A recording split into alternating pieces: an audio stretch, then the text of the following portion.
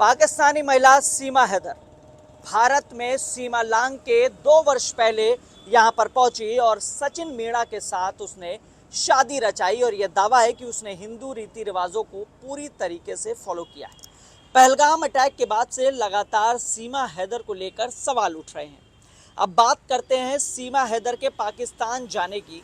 दरअसल में कानूनी दांवपेच के चलते सीमा फिलहाल भारत में ही रहेंगी, लेकिन लगातार पहलगाम अटैक के बाद जहां पूरे देश भर में नाराजगी है, वहीं सीमा की चुप्पी पर लगातार सवाल खड़े हो रहे थे। हालांकि घटना से 72 घंटे बाद अब सीमा ने अपनी चुप्पी तोड़ी है और प्रधानमंत्री नरेंद्र मोदी और उत्तर प्रदेश के सीएम योगी आदित्यनाथ से अपील की है कि उन्हें भारत में रहने दिया जाए।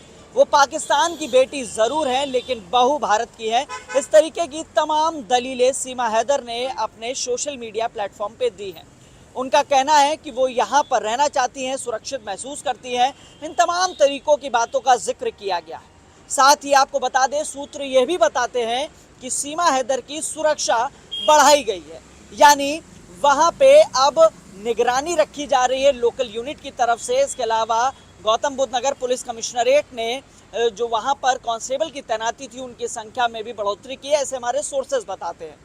फिलहाल जिस तरीके से लगातार सीमा हैदर को 48 घंटे में वापस भेजने का सवाल था, यह तो ज़रूर स्पष्ट हो गया है कि वो अब या अभी फ़िलहाल कुछ समय के लिए पाकिस्तान नहीं जा रही या सीमा पार नहीं जाएंगी।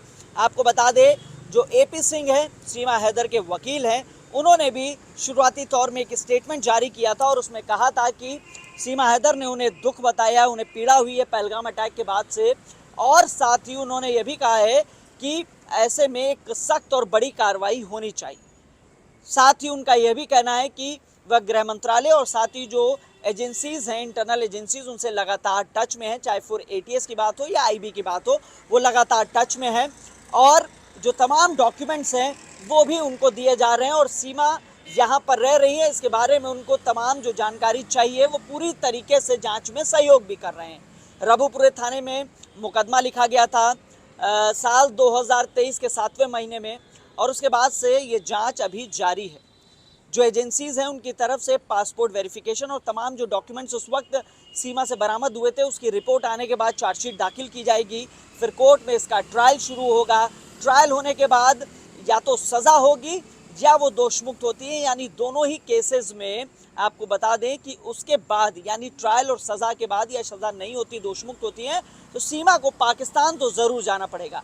लेकिन इन सब के बीच में एपी सिंह की तरफ से ये भी जानकारी दी गई कि पूर्व में यानी शुरुआती तौर में उन्होंने मर्सी पिटीशन राष्ट्रपति के यहाँ दाखिल की है और वो जो है अभी विचाराधीन है, यानी अभी तक उसमें कोई सुनवाई नहीं हुई है। साथ ही एक ग्राउंड और है, क्योंकि सीमा ने भारत में रहने के दौरान सचिन, यानी जिससे दावा किया जा रहा है कि वो उनके पति हैं, दूसरे उनसे एक बेटी जिसका नाम भारती मीणा रखा, उसको भी जन्म दिया है। तो एक जो टेक्निकल दांवपेच हम लोग समझते हैं, उसके हिसाब से एक ग्राउंड ये भी है कि वो अपनी बच्ची के आधार पे एक प्ली कर सकती है सरकार से और फिर सरकार उसमें क्या मर्सी देती है देखना होगा। लेकिन फिलहाल अभी सीमा नहीं जा रही है, लेकिन इसी सब के बीच में सीमा ने पहलगाम को लेकर अपनी चुप्पी तोड़ी है और साथ ही अपील की है कि उन्हें भारत में रहने दिया जाए। कैमरामैन योगेंद्र के साथ हिमांशु शुक्ला, न्यूज़ 18, ग्रेटर नोएडा।